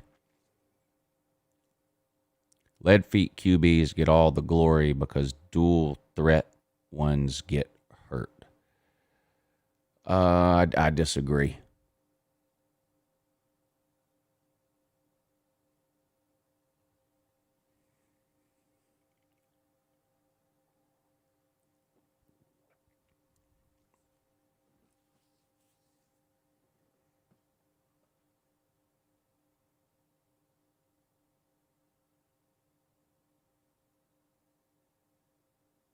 I thought this was the Lou Holtz podcast. I feel robbed. My God. Imagine purposely clicking on something that you thought was Lou Holtz. God. I wouldn't admit that.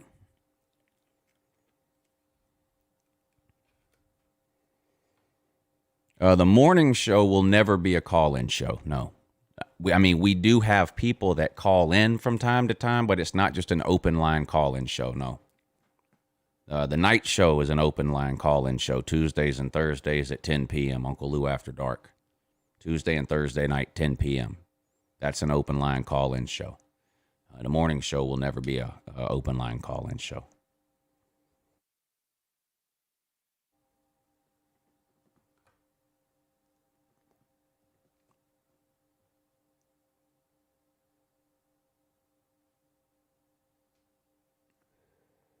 Zamir White overrated. Yeah, injuries that took a toll on him. He's not the same. BVD has me scheduled for Thursday this week for the morning show. That's great news, Ballard.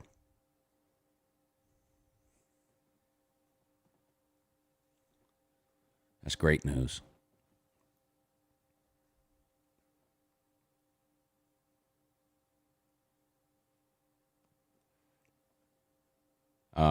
Thursday morning, Ballard, when the show starts, email me your phone number, okay?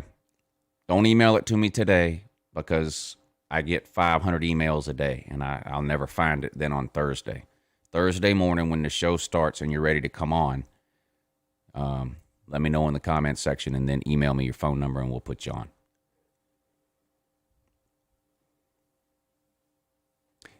Yeah, Silent Chaos. Charlton Warren has been hired by Indiana as defensive coordinator. He's Georgia's defensive backs coach. I don't think that's a huge loss. For one thing, I'm not very impressed with Georgia's defensive backs the last couple of years. Are you? So I don't think that's a huge loss. I mean, we almost lost Dan Lanning, so given the choice, I would much rather lose Warren than Lanning, although I don't think either would be a huge deal. I'm not. I'm the best thing for Georgia is that Monken is staying and that most of the offense is returning. I'm trying to win games, not have people tell me how many 5 stars we have on our defense anymore. I'm tired of that. I want to win big games that matter. A good offense is a good way to do that.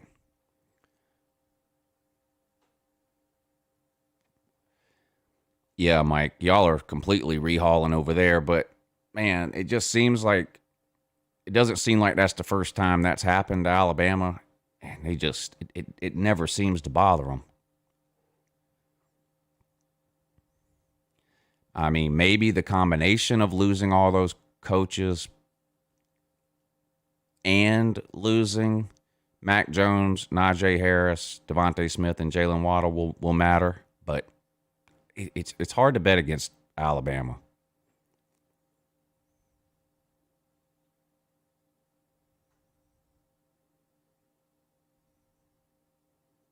That's not me in that picture, or my girlfriend.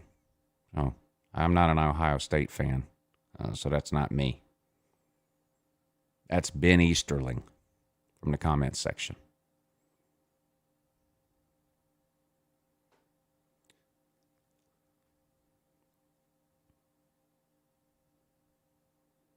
Oh, Slim. Hey, thank you. Okay.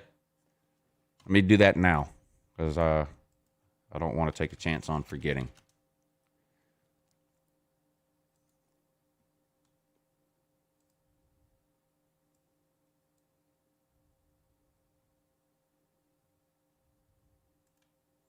All right. Slim has sent his picture in, so we will be replacing Mr. Easterling and his better half right now with Slim Shady's contribution to the show schedule.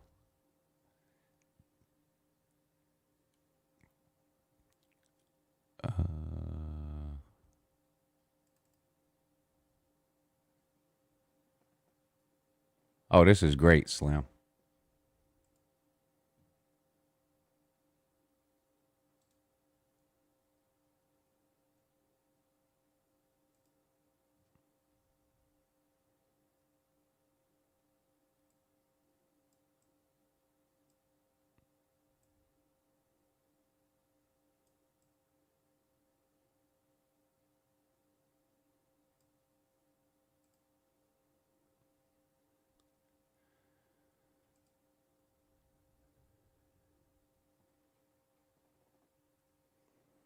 Now, Slim, I'll leave it up to you if you want to say who that is or not in the comments section. You know, that's up to you. But that's a great picture, though.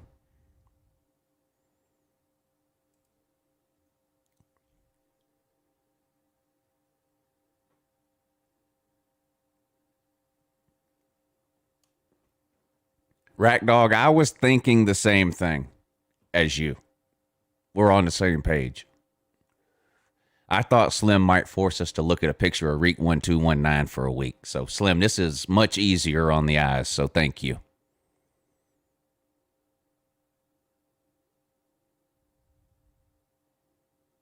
Lucky for you, Slim, she clearly gets her looks from her mom. Because that's a cute girl you got there, Slim.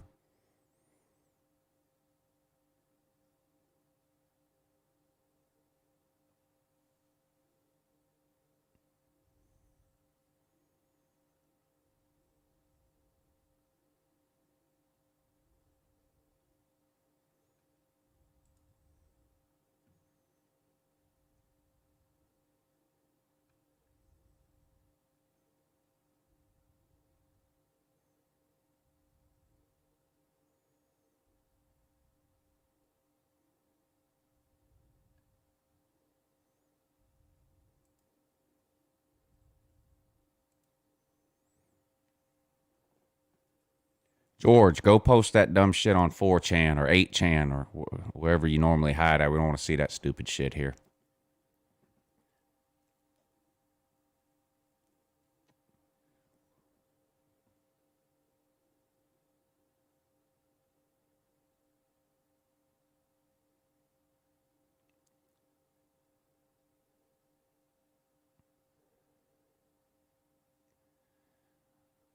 Oh, Colby, he ended up not coming. He plays on some kind of a travel baseball team or something, and I didn't get the full story, but something happened with that and he didn't come.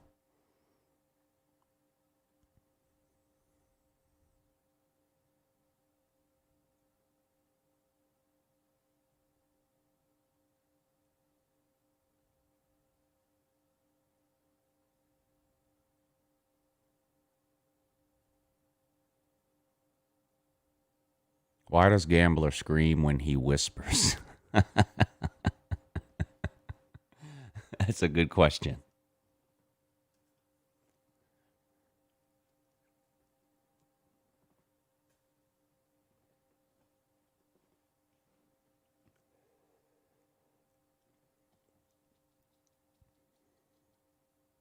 Can't bring back the tinfoil hat, Lou. I can't do tinfoil hat, Lou, anymore.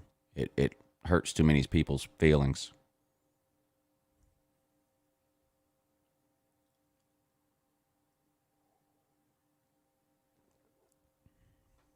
Who's streaming today? Well, I'm streaming now and tonight at 10 p.m.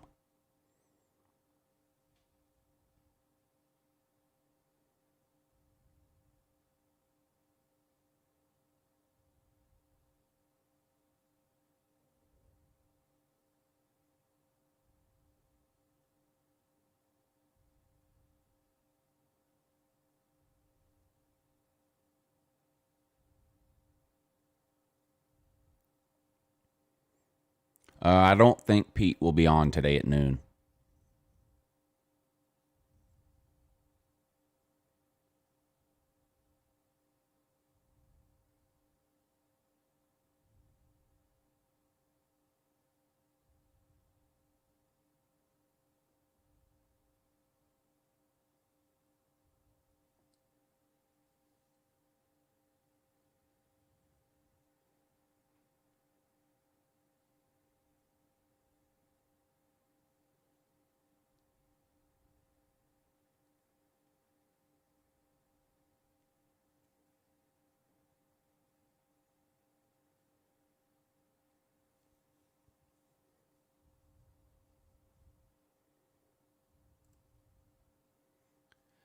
Vol steak, that might be the best short and to the point description of this channel in history. I'm serious.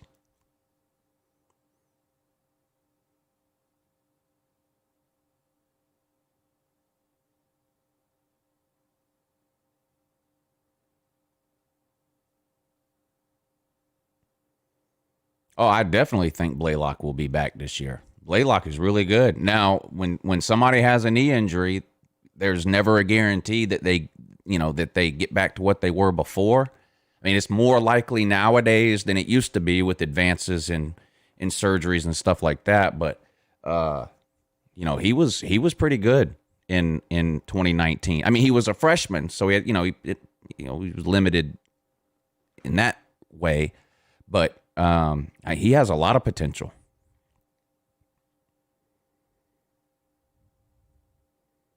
I think next year will be the best group of wide receivers Georgia has had, maybe ever.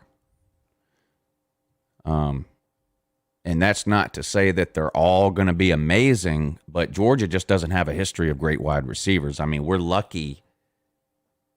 There's been very few years where Georgia even has one elite wide receiver. It's not like Georgia is a school that's got a ton of great wide receiver history. I mean, we only have 1,000-yard receiver in school history. I mean, we had A.J. Green, and we've had other guys that have had okay. Terry Godwin was okay. We've had people like that come in and out, but as a group, this might be the most talented that Georgia's wide receivers have been going into next year.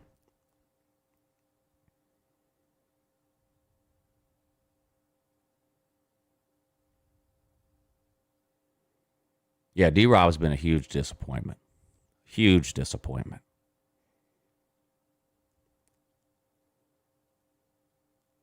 I definitely think someone's got the capability. I think we've got the talent and the QB to have a 1,000-yard receiver this year. It could be that, you have to remember, in a lot of years, the overwhelming majority of years, Georgia's leading wide receiver is in the 500 or 600 range. So it's also possible that this year we have 2 or 3 wide receivers that have 700 and 800 yards each and still don't get a 1,000-yard receiver. I mean, I don't know. I'm not really. It's not a goal of mine to have a 1,000-yard receiver. I'm looking more at the overall passing yards. I think we need to get close to 4,000 passing yards. I do. I think this 2,800 yards that we had every year under Fromm and how we, the first half of this year with Bennett and Mathis, we got to get away from that. I mean, we're not going to go where we want to go with those type of passing numbers. So whether it's one receiver getting 1,200 yards and another one getting 700, or 3 receivers getting 700 or 800 yards, whatever we have to do to get the numbers closer to 4,000, I think would be a big benefit. And as good as JT Daniels is, he's got a lot to work on this offseason. I would like to see his knee get a little better. I would like to see him get more mobile in the pocket. And he's got to work on his deep ball too. Throwing it up to, closing your eyes and throwing it up to George Pickens, that's going to work out a lot of times. But it seems like his deep balls flutter. It seems like they stay up in the air forever. And he did underthrow a lot of deep balls this year. That's something he's got to work on. And timing, I think, was an issue on some of those maybe this year because he never really practiced as the starting quarterback. He didn't get a lot of reps with Pickens and Kyrus Jackson and Jermaine Burton and all that, basically until he became the starter. You know, when he first got to Athens, he had the knee, and so they were trying to get Dewan Mathis and Jamie Newman ready, and then Jamie Newman opted out, so they were more focused on Mathis and Bennett, and, you know, so maybe some of what we saw with the underthrown balls can be a timing issue that can be worked out in the offseason. But just in general, the deep ball is something I think he needs to work on, and mobility in the pocket.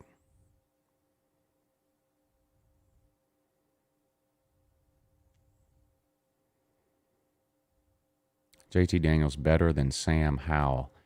I don't know. I mean, I guess it depends on how you judge it. I think Sam Howell is probably a little bit better. JT Daniels may have better numbers this coming year than Sam Howell, but some of that could be attributed to the talent he has around him.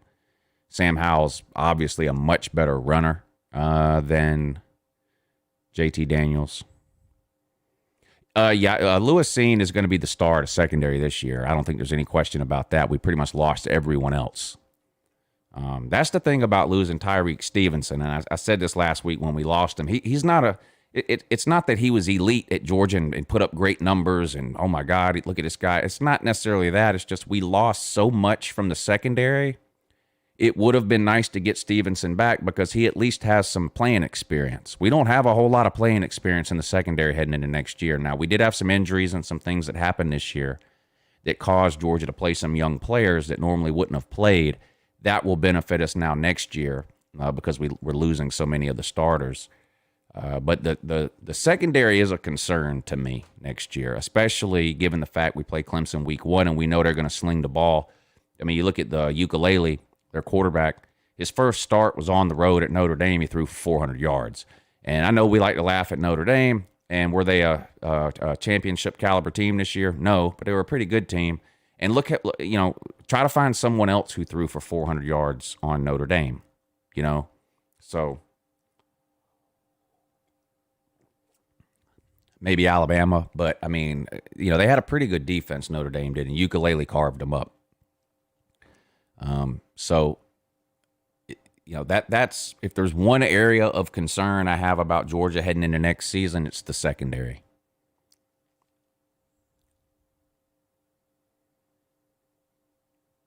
Who's winning the East? Georgia's winning the East. I mean, Florida lost too much, and they don't have the recruiting to replace it.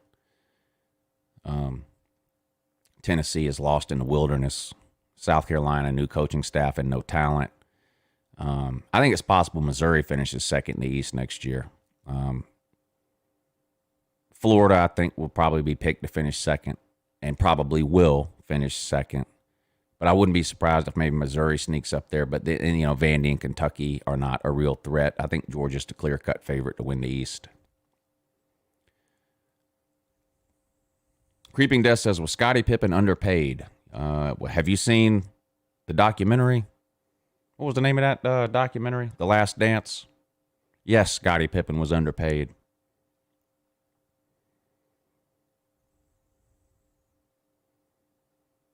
Scottie Pippen signed a bad contract. And so, technically the Bulls paid him what they owed him. But they should have renegotiated his contract, and they didn't. They said, well, you're under contract for this. This is what you're going to get. He signed a bad contract. He signed a long contract, 6-7 years or something like that when he first got to the Bulls. And by his third or fourth year, he was arguably the second best player in the league, but he was still being paid as if he was a nobody, and the Bulls never renegotiated it, and that's what pissed him off. He sat out some games. If you saw The Last Dance, you know the whole story. But yes, he was drastically underpaid. And some of it is his fault. He didn't have to sign. He chose to sign that long of a contract in case he got hurt or whatever. But so And it's not like he was in the poorhouse. I mean, the lowest paid player in the NBA is still eating okay. Adam Gibbons, thank you for the super chat. He says, do you think we go into the portal to try to plug some holes in the secondary? Maybe, but I don't know that we have any room to go into the portal. I haven't seen our scholarship numbers. So maybe it's possible, but I don't know.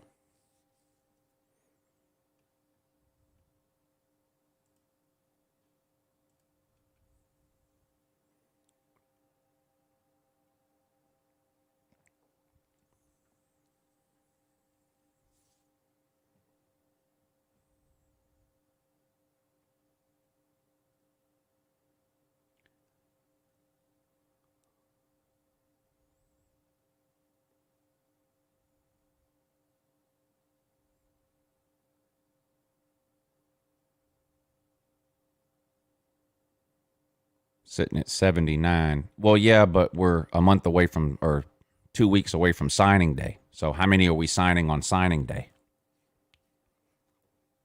We got signing day coming up in 2 weeks.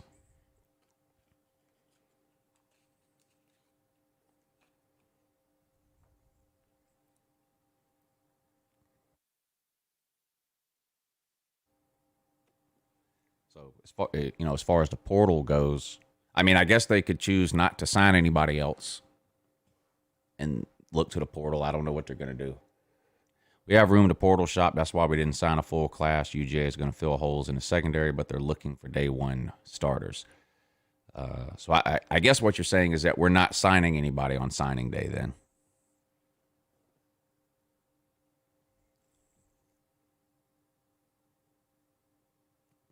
And I'll have to take your word for it because I don't keep up with recruiting very well.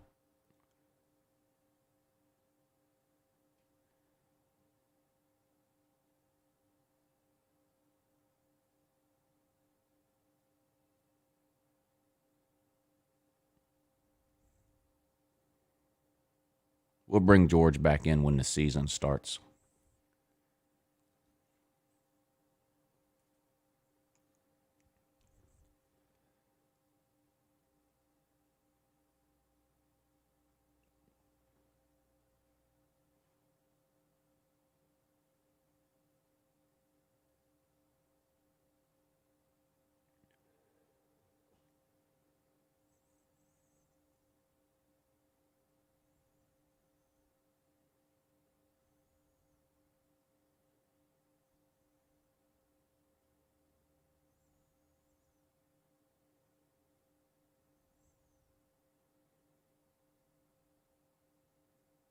I'm picking Georgia to win the SEC this year.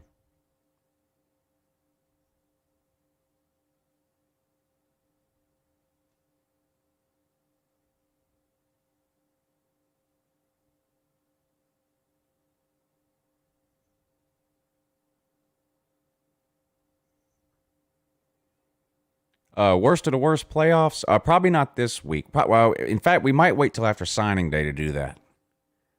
We still have plenty of football to talk about. In fact, we might wait till after the Super Bowl. I'm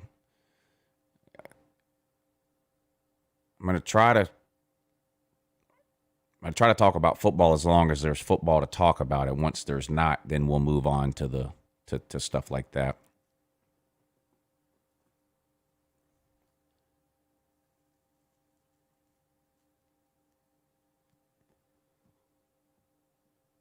Clemson loses to Georgia and Cincinnati goes unbeaten, they should get a playoff spot over Clemson.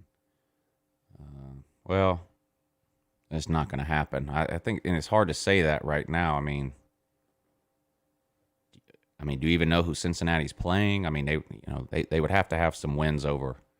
Well, it's not going to happen, but it doesn't matter. But they would at least have to have some wins over some Power 5 teams to even pretend to have a chance. But a group of 5 teams not getting in the playoffs until we expand.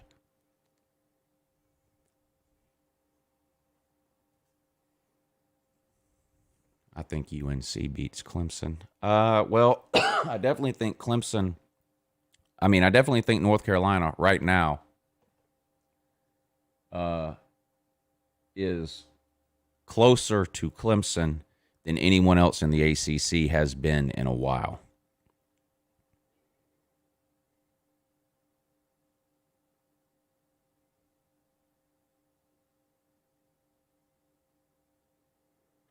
Since he plays Notre Dame and Indiana. Well, they definitely have to win both of those games, but I still don't think they would get in.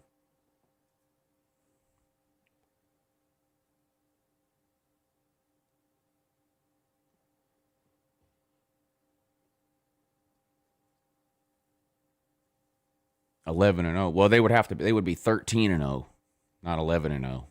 Assuming we have a normal season this year. They would be 12-0 in the regular season and then 13-0 after their conference title game. And if they had wins over Notre Dame and Indiana, that would be impressive, but I don't know that it would be enough to get them into playoffs. Unless you have 2-loss conference champions somewhere.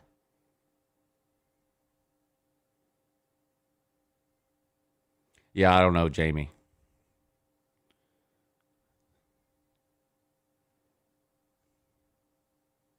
All right, guys, I'm going to get out of here. Appreciate y'all tuning in today to the morning show. Be back tomorrow. BVD will be on. He's on Tuesday and Friday. Now, for those of you that are wondering. So appreciate y'all tuning in. Shout out to Bama Mike, Creeping Death, Adam Gibbons, Brandon Pratt, and Mike Reiser for supporting the show this morning. I really appreciate that. That's what keeps these things going, especially in the off season. I'll be eating a lot of bologna sandwiches for the next 6 months, waiting on football season to get here. But I appreciate y'all hanging in there with me and sticking around. We'll do our best to make the off season as fun as we can. Try to get it to go by as quick as we can. And we'll have another college football season here before we know it. But I appreciate y'all watching. Tune in tonight, 10 o'clock. My first ever Monday night show, Lunch Money, with me and Pigskin Pete. But unfortunately, Pete won't be on there tonight. So hopefully a lot of y'all will tune in. I'll bring some of y'all on the show if y'all tune in. How about that? I'll bring some of y'all on the show. But that's tonight at 10 p.m. I'll see y'all then. Thanks for watching. Enjoy your day off, hopefully. Holiday today, Martin Luther King Day. Hopefully you're off school or work or whatever. Enjoy your day. I love you guys, and I'll see you again real soon. Have a good morning.